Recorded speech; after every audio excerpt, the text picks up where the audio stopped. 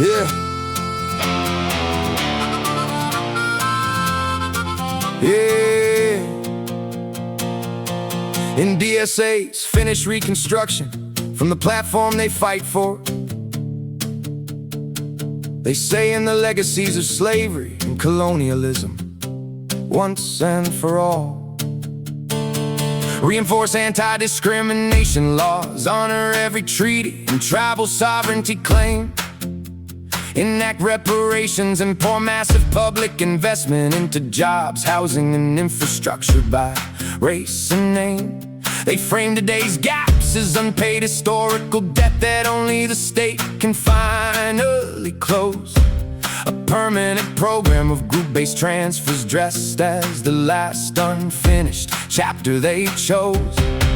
They call it finishing Reconstruction when they lock in race as the permanent category that decides who pays and who receives. But every generation that inherits the grievance also inherits the apparatus that feeds on the grievance. It believes the reparations and the targeted billions sound like moral accounting on the page, until the money flows to connected organizations and the gaps they promise to close keep showing up in the same old ways.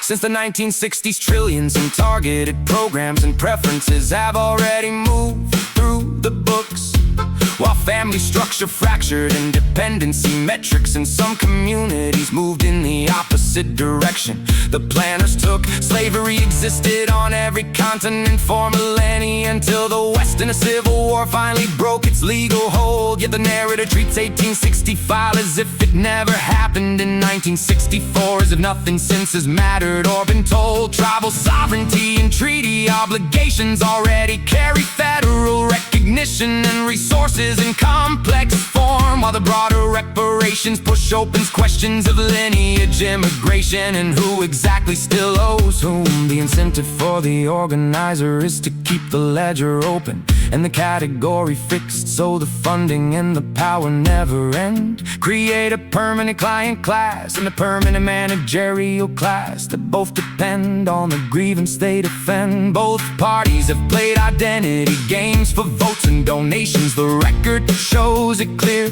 but turning every disparity into proof of eternal historical theft multiplies the bureaucrats who get to steer real mobility in every group that rose tracks strong families, education, work, and colorblind rules more than transfers from the state, while programs that treat people as ancestral balance sheets often weaken the habits that actually move the gate. The individual who builds his own record, keeps his word, and raises his kids still outruns the one whose future depends on the political definition of historical debt.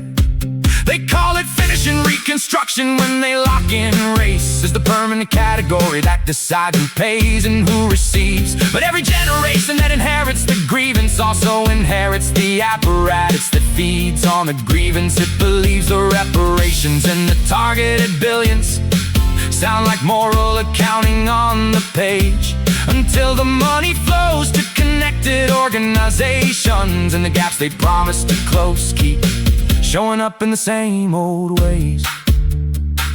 When the checks are cut and the programs expand, but the metrics they targeted refuse to bend the way the plan required, who still calls it moral progress? The ones who wrote the ledger, or the ones still waiting for the balance to be retired? The stakes ain't ancient history, it's where the working people of every background rise on the same rules and the same chances they make, or whether the Reconstruction they demand becomes another permanent division the state gets paid to maintain.